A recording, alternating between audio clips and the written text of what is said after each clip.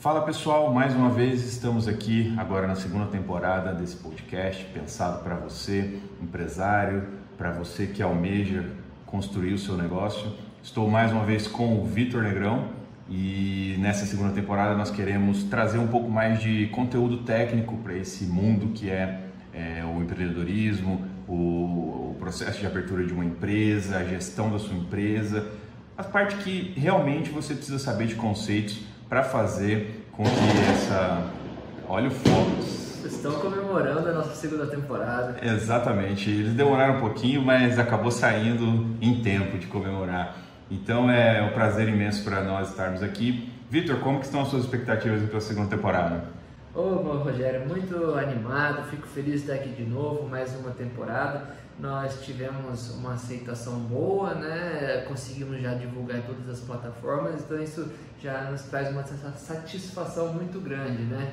Vamos tentar continuar contribuindo aí para a nossa audiência.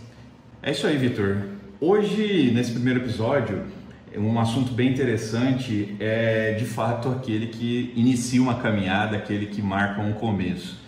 O que é, de fato, abrir uma empresa, né? O que significa isso? Quais são os conceitos que você, empresário, precisa considerar na hora de abrir a sua empresa? E acredito que o primeiro deles, Vitor, você, sem dúvida alguma, tem um conhecimento muito maior aí nessa área do que eu. Você pode nos dizer qual que é a diferença entre uma pessoa física, uma pessoa jurídica? O que tem de benefício em abrir o seu CNPJ? Como que é essa diferença aí na prática para as pessoas que estão nos ouvindo? Legal, é interessante falar sobre isso porque às vezes pode te parecer um pouco assustador, né, para a pessoa dar o primeiro passo, sair daquela condição de pessoa física e trabalhar como pessoa jurídica. Então essa análise é uma análise que a gente costuma fazer com certa frequência. Toda vez que um cliente nos procura aqui no escritório e fala que quer abrir uma empresa, ele quer entender, né, por que ele realmente precisa abrir uma empresa, por que ele não pode continuar trabalhando como pessoa física e qual que seria a diferença, o quanto isso vai custar mais, se isso vai ser mais caro, se isso vai ser mais barato. Então, de fato, entender isso é uma coisa importante e nós fazemos isso. O que acontece? Naturalmente, né, você abrir um CNPJ, você vai gerar alguns custos que você não tinha. Mas, por outro lado, dependendo da sua atividade, você consegue ter uma economia tributária. Então, tem que ser feito um estudo. É difícil eu chegar aqui e falar de uma forma genérica o que é mais vantajoso, o que vale a pena ou não. Cada caso é um caso, cada atividade é uma atividade. Dependendo da atividade, ela tem uma tributação ou outra. Então, essa análise tem que ser feita com um profissional competente. Agora, o que eu posso já trazer de antemão aqui é que existem dois cenários: o profissional que ele é prestador de serviço e o profissional que ele está no segmento do comércio, compra e venda de mercadorias, né? Então, por lei, pela legislação, se você está realizando uma atividade comercial, você naturalmente já teria que abrir um CNPJ, né? Porque a atividade comercial de comprar mercadorias em larga escala e revender isso na praça, isso é característico de pessoa jurídica. Você não deve fazer isso como pessoa física, né? Mas para os prestadores de serviços, que são aqueles profissionais autônomos, né, você consegue se manter ainda declarando a sua renda, por exemplo, direto na declaração de imposto de renda de pessoa física, aquela que é feita em abril, né? O que acontece é que você cai na tabela geral, né, de imposto de renda, e essa tabela pode chegar a tributar a sua renda em até 27,5%. Então, quando você abre um CNPJ para trabalhar como prestador de serviço autônomo, você inicia a sua tributação com uma tributação em 6%, dependendo da sua atividade. Então, veja, existe uma discrepância, mas isso não é para todo mundo, como eu disse, depende de cada caso e deve ser analisado. Pode ser que seja mais vantajoso você começar um negócio pelo CNPJ, ou pode ser que vale a pena você esperar um pouco, você esperar aumentar o seu faturamento, né? Enfim, uma série de fatores, situações que devem ser analisadas. E até para você contratar alguém também, né? Tem esse outro benefício, né? Pra você contratar pessoas, você ter um vínculo empregatício de profissionais que estão atuando na sua empresa, o CNPJ, sem dúvida alguma, é o melhor caminho. Isso, e aí tem a figura do microempreendedor individual nesse meio do caminho ali, para aquelas pessoas que não querem abrir uma empresa de verdade, né? Um CNPJ, uma microempresa. Para aquelas pessoas que ainda não têm condições disso, existe a figura do MEI, porque o MEI vai te trazer justamente isso, a possibilidade de contratar um funcionário, se manter dentro da legislação trabalhista, né, pagando os encargos incidentes sobre esse contrato, garantindo o direito do seu funcionário, e você também consegue garantir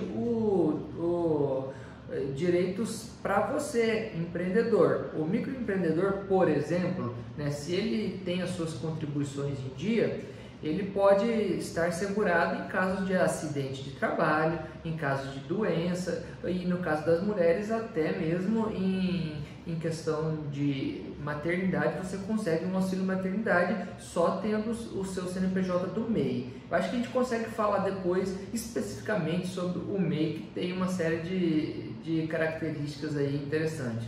E não é só abrir a empresa também, né? Entender essas diferenças entre cada uma das possibilidades aí, digamos assim. Existe também a necessidade de entender em quais atividades que você vai exercer ali o profissionalismo da sua empresa, né? Qual é a expertise da sua empresa, no que você vai atuar. Eu estou dizendo isso, Vitor, porque olhando aí o mercado, nós vemos às vezes empresas que se apresentam como vendedor de papel até foguete, né? Então, assim, existem alguns segmentos, algumas atuações e que se estendem também para a parte de prestação de serviço, que é bem interessante, né? Que aí você sabe falar muito bem do KNAI, né? O famoso KNAI. Como é que você explicaria para a pessoa que está nesse momento pensando, querendo montar ali um CNPJ, o que ela tem que, digamos assim, considerar na hora de definir o KNAI e também o que é o KNAI, né? Para ajudar os nossos ouvintes. Legal, isso é uma coisa que, por incrível que pareça, gera bastante dúvida para quem procura a gente, né? E é natural, porque as pessoas não estão no segmento, né? Elas não costumam estudar isso, então é natural surgirem essas dúvidas. Mas o KNAI, ele é o Código Nacional de Atividades Econômicas, ele é uma sigla, né, que abrevia essa frase que eu acabei de passar para vocês. O KNAI, ele determina a atividade que o empresário vai realizar. Existe um site, que é um site do IBGE, que relaciona todos os KNAIs ativos hoje no país. Você consegue então fazer uma busca rápida para entender as atividades que estão regulamentadas, né, podemos dizer assim. Mas é claro, se você pedir ajuda de um profissional, né, de uma contabilidade para abrir o seu CNPJ, esse serviço aí normalmente a contabilidade já faz. Aqui no escritório, por exemplo, quando alguém quer montar um CNPJ novo, a gente faz uma entrevista, né? Eu pretendo entender o que ele quer fazer, como que ele vai atuar, para então eu fazer a sugestão de alguns KNAIs. Eu falo, olha, pelo que você está me falando, você vai atuar nesse segmento, o seu código de atividade vai ser esse. E nós tentamos chegar ali em algo direcionado.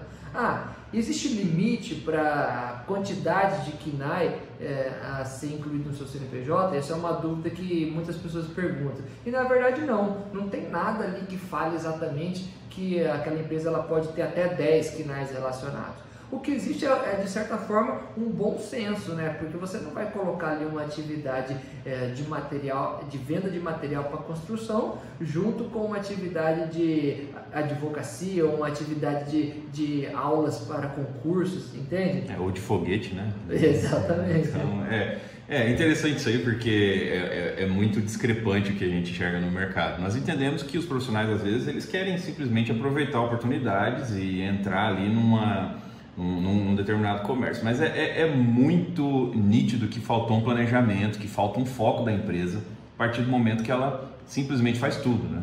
Então é por esse ponto aí que eu quis trazer essa ideia. Falta porque muitas vezes o fato de você incluir um monte de atividade vai te obrigar a concluir alguns licenciamentos. Então veja, a pessoa, isso acontece muito, não tem nada contra, tá? Não é nem não é nenhum questionamento e nenhuma condenação, mas acontece muito com aquelas empresas que, por exemplo, querem concorrer a um certame público ali. Então o cara vai lá e coloca todo tipo de comércio possível, você vai encontrar até a sogra dele lá no KNAI relacionado, mas ele faz isso porque ele quer estar pronto para a hora que surgir, né, uma licitação ali, ele ter atividades. E tudo bem, essa não é a questão, mas a questão é que às vezes você coloca muita coisa, você é obrigado a fazer alguns licenciamentos que você nem sabia, porque você foi incluindo algumas atividades. Por exemplo, rapidinho, né, tem algumas atividades no regulamento do CMS aqui do nosso estado, e para você que está nos ouvindo, a gente está falando aqui do Mato Grosso. Tem algumas atividades, por exemplo, aquelas voltadas para combustíveis, que a Cefaz, a Secretaria de Fazenda do estado, exige uma série de requisitos para poder liberar a sua inscrição. Então, se você, na hora de abrir o seu CNPJ, sai colocando tudo e coloca inclusive uma dessas atividades, você muitas vezes tem que realizar adequações ali que custam muito dinheiro, só para conseguir liberar a sua inscrição. E aí que está o negócio, né? Essa é uma informação, inclusive, que as pessoas podem consultar da sua empresa sem nenhum tipo de burocracia, digamos assim, né? Então é possível saber como sua empresa atua. Então alguém que é um pouquinho mais informado que vai atrás já percebe, né, que tem alguma coisa ali que não está muito dentro do normal de um foco de uma empresa, né?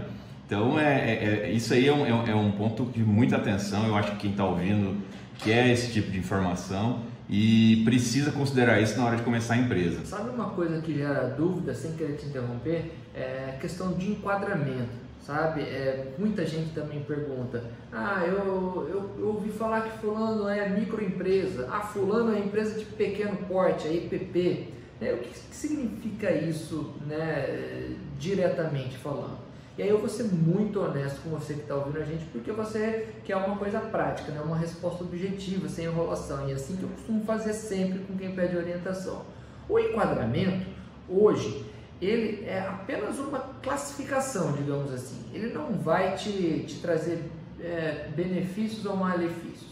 É como se você estivesse escolhendo o porte da empresa para fins classificatórios. A microempresa, por exemplo, ela é considerada microempresa aquela que tem faturamento anual até R$360 mil.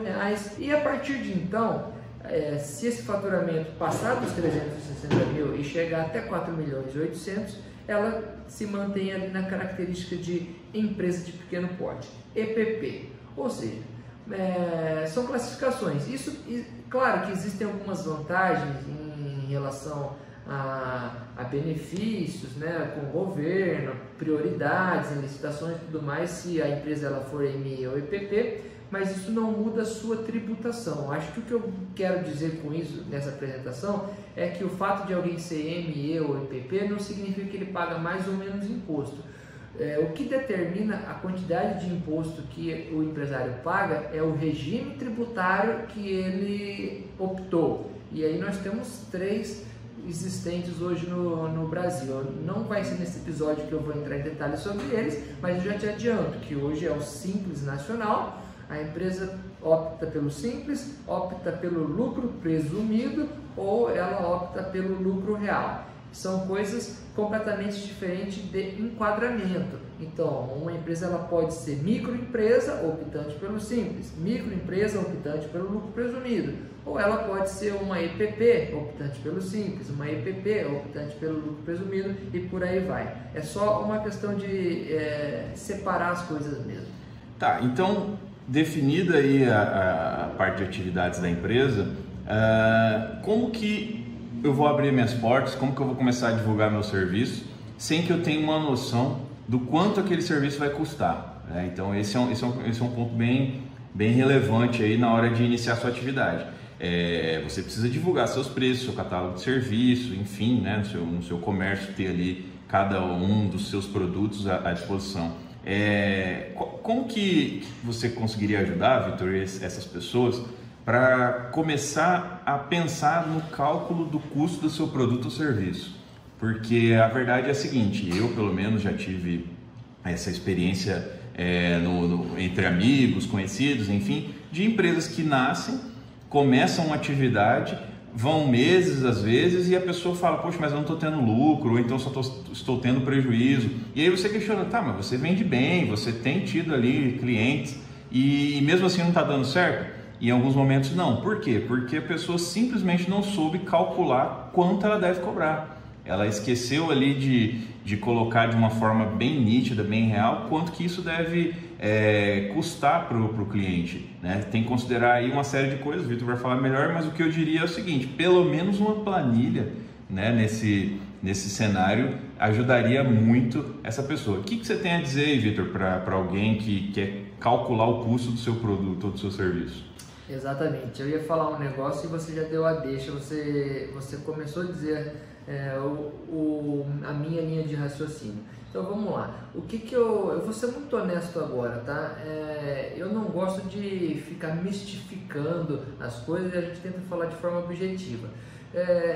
Custo, para tratar de custo, quando você quer analisar da forma acadêmica, né? Se a gente for, isso é tratado na academia, nas faculdades de ciências contábeis, existe até uma matéria voltada para contabilidade de custo.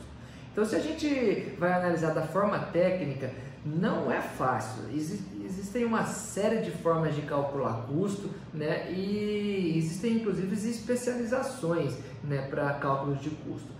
Mas o que você precisa entender é que você não precisa saber nada disso. Você precisa apenas ter uma iniciativa. Primeiro, porque eu acredito que todos nós sabemos matemática. Se você está disposto a montar seu próprio negócio, você tem um mínimo ali de coragem e conhecimento para fazer algumas contas. Então comece pelo básico. Aqui nós não estamos falando para grandes empresários, nós estamos falando justamente para os micro e pequenos, ou para quem está aspirando ali a uma vida como empresário. Né? O que a gente tem que desmistificar é o fato de que você precisa de um consultor ou alguém que vai te trazer uma resposta sagrada ali, um cálculo matemático pronto do valor do seu custo. Não existe isso. É claro que existem trabalhos que podem ser feitos depois que a empresa já está rodando, né? Depois que nós já temos números. Mas o principal nesse começo é o que o Rogério falou. Você precisa, no mínimo, planilhar as suas informações. Rogério, você sabe, você é um cara da TI, né? É ligado em tecnologia, em ferramentas. Eu sempre defendo muito a ideia que o empresário deve ter um sistema. Ele consegue visualizar as coisas se fizer a contratação de uma ferramenta, de uma plataforma que reúna tudo isso, né? Mas, levando em consideração que, ou melhor dizendo, comparando a um cenário que ele não faz nada, se você já conseguir pelo menos planilhar suas informações, já é uma grande coisa. Com certeza absoluta. E outra coisa, né, Vitor? A planilha é um conhecimento bem pequeno ali para você conseguir operar e ter algum resultado. Quando se fala no sistema, existem dois caminhos, né? Ou você desenvolve um para sua empresa, que normalmente tem um custo mais alto, ou você pega um software que esteja no mercado pronto e você vai ter um custo também, né, para manter isso aí todos os meses, enfim. E normalmente você precisa adaptar um pouco a realidade da sua empresa àquele software em alguns momentos, porque você está, digamos assim, dentro de um ambiente que para ele funcionar tem que ser seguido algumas regras, algumas informações têm que ser inseridas. Então tem todo um raciocínio que é considerado, né, dentro de um sistema. Então, para o pequeno, para o empresário que está começando, eu também concordo que o sistema é o melhor cenário, mas a planilha ela vai ajudar muito. Talvez até a decidir qual é o melhor sistema, né? Qual que é a melhor saída. Né? Eu acho que o importante aqui no caso, independente se o empresário opta por fazer o controle dele numa planilha ou se ele já consegue amadurecer um pouquinho mais e contratar o sistema, e hoje, só fazendo um parênteses, existem sistemas muito baratos, existem sistemas hoje que custam aí a partir de R$60 por mês, então não vai ser isso que também vai impactar na sua operação. Mas independente da opção que o empresário faz, acho que o importante desse tópico que a gente está falando é o quê? Que você possa registrar os seus números. Como que eu vou saber o custo do meu produto? Era isso que a gente iniciou aqui no assunto agora há pouco.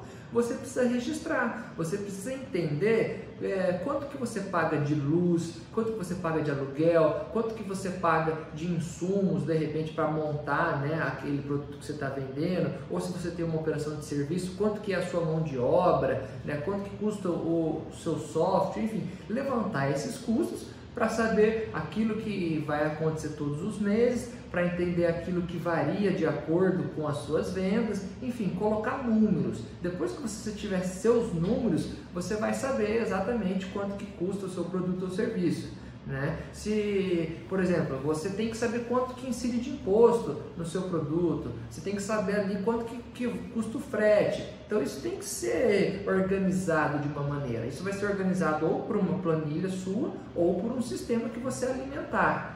E aí tem aquela na prática ali, aquela ideia, né? Some todo o custo da sua operação para você saber qual que é ali no mês, digamos assim, com quanto você empata, né? Porque esse é um outro ponto interessante. As pessoas não sabem qual que é a meta. Acabou de começar, está entrando dinheiro, mas também está saindo. Não sabe qual que é a sua meta, qual que é o ponto de equilíbrio ali, digamos assim, que é uma das coisas que nós vamos falar até na sequência aí, mas acaba sendo a introdução.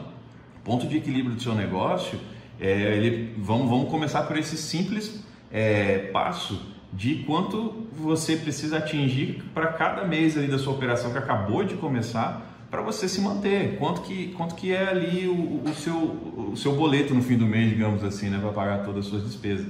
Então, eu não sei aí, Vitor, no caso de cada realidade de empresa que você já tenha visto, mas eu percebo que achar o ponto de custos para ultrapassar aquilo todos os meses e saber que preciso vender tanto, preciso prestar tanto de serviço, isso para algumas pessoas que eu conheci na vida, isso foi muito crucial. Talvez foi uma das dicas maiores que eles deram quando se fala em precificar, é saber qual que é sua necessidade de caixa naquele mês.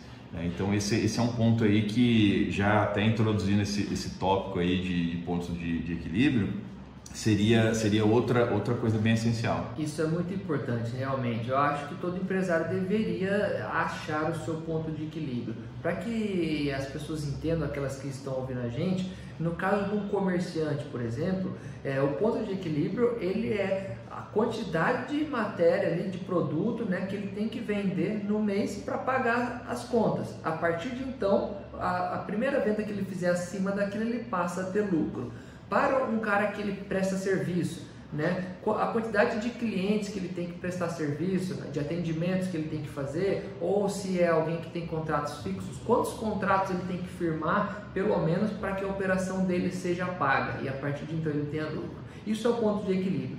Mas para você que está ouvindo a gente, o que eu quero que você entenda hoje é que isso não é complicado. Não entenda isso como uma coisa do outro mundo, sabe? Ou que você só vai conseguir fazer isso quando você tiver dinheiro para contratar um consultor que te dê essa resposta, porque isso não vai acontecer. Isso nada mais é do que você conhecer os seus próprios números. Se você chegar e contratar um profissional para te calcular o ponto de equilíbrio do seu negócio hoje, primeira coisa que ele vai te perguntar, ele vai te dar uma lista de perguntas querendo saber os seus números. Aí o que você vai fazer? Você vai trabalhar para ele, você vai levantar todos os números que ele vai precisar e ele simplesmente vai colocar numa fórmula matemática, né, para achar o seu ponto de equilíbrio. Pelo amor de Deus, eu sei que tem muitos profissionais que ganham a vida com isso, eu não estou criticando, mas o que eu quero que o empresário entenda é que você é capaz de levantar essas informações, basta que você registre as suas operações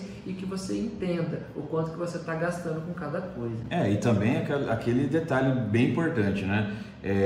Lembre-se que quando nós estamos falando da sua empresa, tudo que você gasta direta ou indiretamente, digamos assim, no seu dia a dia, ele muito provavelmente vai ser uma despesa da sua empresa. Então, o seu cafezinho tem um custo, a sua cadeira que você tem na empresa, a manutenção que alguém fez no seu ar-condicionado, tudo isso é custo da sua operação. E esse custo ele tem que ser previsto de alguma forma para você saber de onde que vai ser feita ali, né, a parte de pagar esse custo. Então, não é tão complicado mesmo, eu acho que o Victor está certo nisso, e sem desmerecer de forma alguma aqueles que prestam esse tipo de serviço, mas é uma soma e depois seguido de uma divisão ali que você já vai ter que condições de começar. É organização, né, Rogério? Eu acho que o ponto principal é isso. Eu acho que a dor dos empresários é justamente você conseguir se organizar. Então, assim, eu vejo que muitas empresas elas são viáveis, né? Mas o empresário ele não tem tempo de relacionar as informações ali, de apresentar. Por quê? Se você consegue se organizar, além do ponto de equilíbrio, nós conseguimos fazer outras análises de outros relatórios, como por exemplo o seu fluxo de caixa, ou como, por exemplo, o retorno dos seus investimentos, né? Com quanto tempo você vai retornar aquele investimento inicial. Isso tudo são análises, né? De demonstrações. Só que todas essas análises, elas dependem de uma coisa básica, que é você se organizar, né? Para você entender os seus números. Se você entrou para o mundo de negócios e você não gosta de número, por mais doloroso que isso possa ser, né, talvez você esteja caminhando para um rumo errado. Se você não gosta de lidar com números, você tem que encontrar alguém que faça isso por você no seu negócio. E além de encontrar que faça isso para você, você vai ter que, digamos assim, depender dessa pessoa muito mais do que talvez você esteja até disposto ou imagine, né? Não tem como tocar uma empresa sem fazer algumas contas, né? Isso aí é um fato mesmo. E se não é você, alguém tem que fazer, né? E nessa parte de fluxo de caixa que você comentou, Victor, e também de retorno de investimento, são dois pontos bem de destaque aí ainda nessa nossa conversa. Fala um pouquinho aí do fluxo de caixa, como é que é esse dia a dia ali, lidando com o que entra, com o que sai, o que você teria de informação aí para o empresário para não cair nessa situação de gastar mais do que devia, porque na verdade é um comparativo com as finanças da sua casa, né? A empresa é uma finanças de casa em escala muito maior, obviamente, né? Mas é isso, você não gasta mais do que ganha, né? E isso dentro da empresa vão transportar para um conceito aí do fluxo de caixa. Então, o que você teria ali para dizer de conceito importante para essa área aí interessante do dia a dia do empresário? A análise do fluxo de caixa ela é interessante para não ludibriar o empresário, né? Aquela velha situação que eu já me deparei várias vezes. O empresário ele tem dinheiro na conta, ele passa o ano inteiro com dinheiro na conta, com saldo positivo, né? Mas se a gente for analisar cada mês, ele teve prejuízos em todos os meses. Aí você fala, meu Deus, como que isso pode acontecer? Isso acontece muito porque os seus recebimentos nem sempre nem sempre não, a tendência é que quase nunca eles ocorram junto com seus pagamentos. Então, assim, conforme você vai recebendo, às vezes você vai cobrindo, né, despesas que você teve naquele mês, ou algum mês você recebe um valor um pouco maior, e aí você se mantém sempre no saldo positivo. Mas se a gente analisar um relatório de fluxo de caixa, pode ser que você perceba que naquele mês você teve prejuízo, mas você só se manteve lá com o saldo positivo porque você já tinha um dinheiro de outro mês que mantinha o seu saldo positivo. Entende? Então é interessante você fazer essa análise para conseguir entender se você está tendo lucro ou não. Mas aí novamente a gente volta ao que a gente estava falando antes. Só vai conseguir fazer uma análise de fluxo de caixa aquelas empresas que conseguem registrar todos os seus pagamentos e registrar todos os seus recebimentos. E também até um outro detalhe aí nesse assunto é que uma vez feita essa análise toda e você entendendo como que está essa entrada e saída de dinheiro, você precisa considerar em quanto tempo tudo que você investiu na sua empresa vai voltar, né? Então, por exemplo, vou que seja aí para um prestador de serviço que, digamos assim, a parte de estrutura dele talvez seja um pouco menor para alguém que atua em comércio. Talvez, né? Dependendo, lógico, né? De cada... Sim, eu imagino que sim, eu concordo. Depende, né? Vai ter vários tipos de profissões. Mas assim, o que você gastou comprando ferramentas, equipamentos, mobília, tudo isso são investimentos que você faz no seu negócio e isso precisa ser considerado na hora que voltar. e na hora em uma hora voltar, melhor dizendo, né? Senão fica aquela coisa, você coloca um dinheiro, mas você não sabe quanto custou para você começar aquela operação, né? E aí, a hora que você precisa expandir, você tem que começar a pensar que você vai investir dinheiro, muito provavelmente da própria empresa. Em algum momento, se a sua empresa está expandindo, você quer criar alguma filial, você quer abrir mais uma unidade, enfim, você vai ter um caixa da empresa que você pode usar nessa operação, mas você precisa saber quanto que custa esse novo negócio e em quanto tempo isso volta. Você falou uma coisa certa. Eu acredito que esse controle de retorno de investimento, ele é algo que serve mais para planejamento, né, do que os outros indicadores que a gente estava conversando até agora. No caso de uma expansão, você saber o quanto que você precisaria, né, investir para abrir uma filial com base, né, no seu investimento que você teve na loja da matriz. Então, ele é um indicador que, se eu tivesse que elencar prioridades, ele é muito legal, ele é muito importante, mas ele vem um pouquinho depois desses dois que a gente já falou, que é a questão do seu fluxo de caixa, né? E também aí a parte do ponto de equilíbrio. Do ponto de equilíbrio, exatamente. E aí, até aproveitando essa ponte, Vitor, juntando tudo isso que a gente falou, talvez agora faça um pouco mais de sentido para você quando você ouve que determinada empresa comprou outra empresa por não sei quantos milhões. Aí você pensa, poxa, mas quantos milhões, bilhões, enfim, foram pagos nessa empresa? Mas isso não é o que eles lucram por mês. Não, com certeza não é. Esse foi o investimento feito e eles esperam que em determinados meses, determinados anos, isso volte. Porque senão as empresas não fariam isso. Você aportar um capital dentro de uma operação sem saber em quanto tempo que esse capital volta para você, isso aí não tem investidor, não tem empresa, não tem grupo nenhum que se arrisca a fazer, né? Isso esses programas de TV, de investidores e tudo mais, isso tudo é bem legal para dar essa ideia. A principal conta que eles fazem ali antes de colocar dinheiro é essa: quanto que está entrando, quanto que está voltando e em quanto tempo que esses milhões, esses milhares de reais, enfim, vão voltar para o meu bolso, né? Senão não faz sentido. Sem dúvida, é isso mesmo. Bom, e caminhando já para o final, né, da nossa conversa hoje, eu acho que se eu pudesse resumir ali tudo que nós falamos até agora, para o empresário sair daqui assim não tão assustado, né, mas para que ele possa sair com uma contribuição, eu falaria o seguinte: empresário, você que está pensando em montar o seu negócio, ou você que já montou e está patinando ainda, você tem que aceitar o fato de que você precisa lidar com números.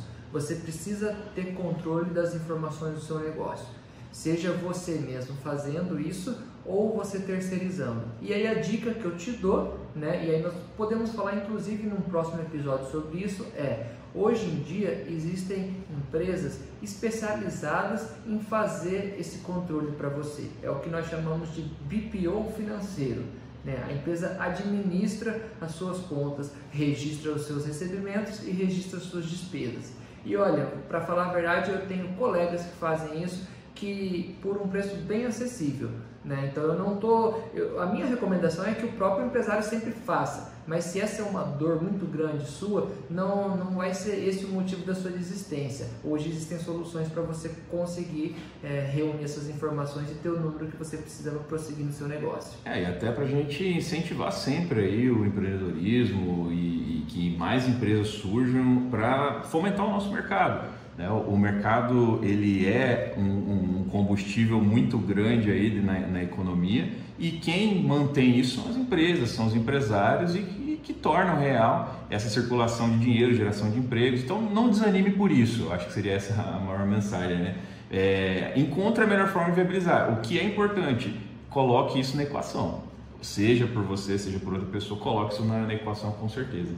É isso aí, Vitor? É isso mesmo, agradeço aí a conversa de hoje, foi muito produtiva.